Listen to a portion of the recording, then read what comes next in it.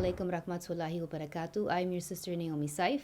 Today I wanted to redo a video that I had done 2 years ago titled The Muslim Identity Tag. I'm just going to go through the same questions and I will put the link to the previous video just to see how much I have changed, how much my answers have changed since then. So the first question is, what is your favorite hijab?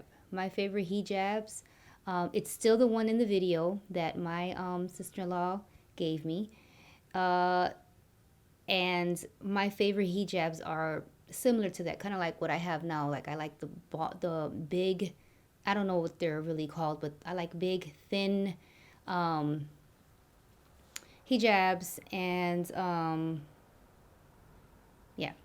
Okay, what is your go-to Islamic outfit? My go-to Islamic outfit are long skirts, abayas, with it being the summertime, anything that's airy and flowy and, something that's quick and easy to put on, but it is very modest and it is very comfortable, very airy, and keeps me from melting. So what part of the Quran speaks to you? What part of the Quran speaks directly to your heart? So we all say that the whole Quran speaks to our heart. Alhamdulillah. But I will have to say now, I think it used to be, and it still is, Surah Kafirun. Now it is Humazat, Surah Humazat, Surah Ikhlas, and I'm actually studying Juz Amma, so it's basically Juz Amma for now that speaks directly to my heart. What part of Islam do you find most difficult? I don't find anything in Islam difficult except for making it to Hajj. May Allah invite us all to Hajj. Alhamdulillah. Number 5, who is your favorite lecturer or scholar in Islam? And I still have my favorite YouTubers. And although most of them have not been able to post, as often. But I would have to say it is still, as far as formal lecturer, scholar, it is still Yasmin Mojahed. She is, alhamdulillah, subhanallah, mashallah, she is one of my favorites, along with the rest, Nouman Ali Khan, Bilal Phillips. There is so many. But Yasmin Mojahed, being that she is a woman, being that she is a mother, being that she has been through a lot of things that we women have also, and I just feel that she's very relatable, and she is my favorite. She's my favorite.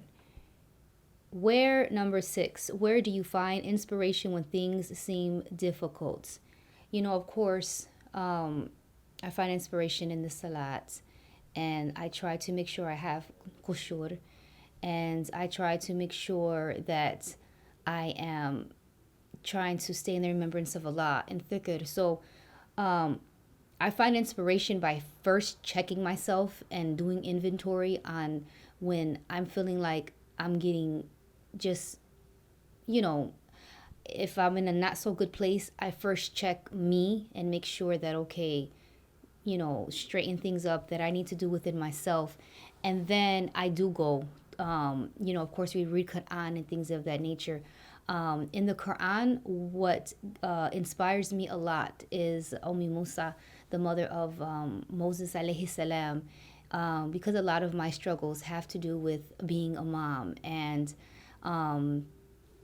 just the test in that I have teenagers, I have a past and people in my past that are, so the story of his mother and how she, put her trust in Allah and just did what she had to do when Allah was there for her.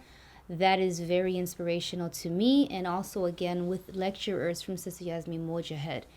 Again, she's very relatable. I find a lot of inspiration from her messages.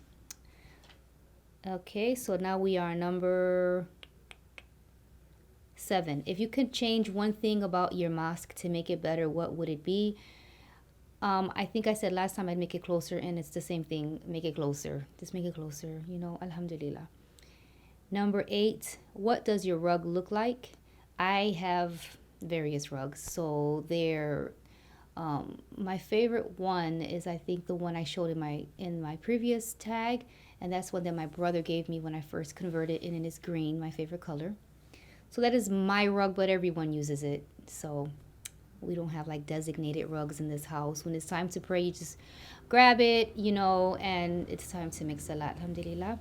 How did you tie your hijab today? This one in particular, lately I really like to cover my face, especially since my glasses are broken. I feel like my face is like naked. So I really like to have like a hood, and it's like, so that's basically the the reasoning behind this madness, is just trying to, not feel so just missing my glasses basically. And that's how I did my hijab today. Number 10, what are the Islamic websites that you go to frequently? I go to Muslim American Network, which is actually a website that my husband runs, alhamdulillah, and along with my father-in-law, and there are others on the board.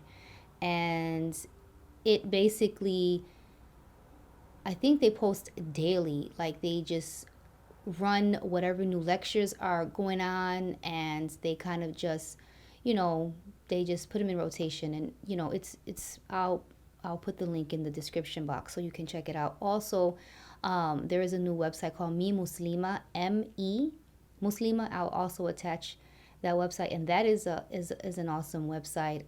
I've done a couple of blogs there, but there are wonderful sisters, and they blog about a range of topics, from eating healthy to parenting to spirituality to it is really nice. So I'll also attach that link so you can check it out, inshallah. Number 11, what kind of accessories do you wear with your hijab? None, because I no longer have my glasses, inshallah, soon. Have you ever been discriminated because you are a Muslim? I don't believe so. Since my last video, I have had my first hate comments, and I've talked about it in a previous video where I was walking with my daughter and my 3-year-old, and some random guy just walked past us and said, "Thanks for 9/11." And at first I was like, who's he talking to? And oh, whoa, me? And so that was my first public experience with ignorance as a Muslim.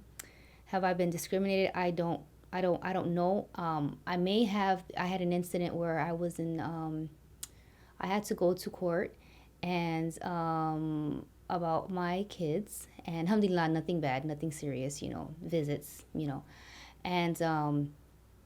and well, not visits, but basically I had to establish to the courts, which inshallah, if you are a convert or even born Muslim and you're having problems, nobody's life is perfect, and with an ex or anything, it is very important that you establish that your children are Muslim. It is very important, because the shayateen will come in from all doors, and your children will be one of them. If you're Muslim and say your ex is no longer practicing, or he wasn't a Muslim, or you weren't a Muslim, whatever the case may be, just know that you do have the right to let the courts know that your children are Muslim, and so pork is prohibited, alcohol, and things of that nature.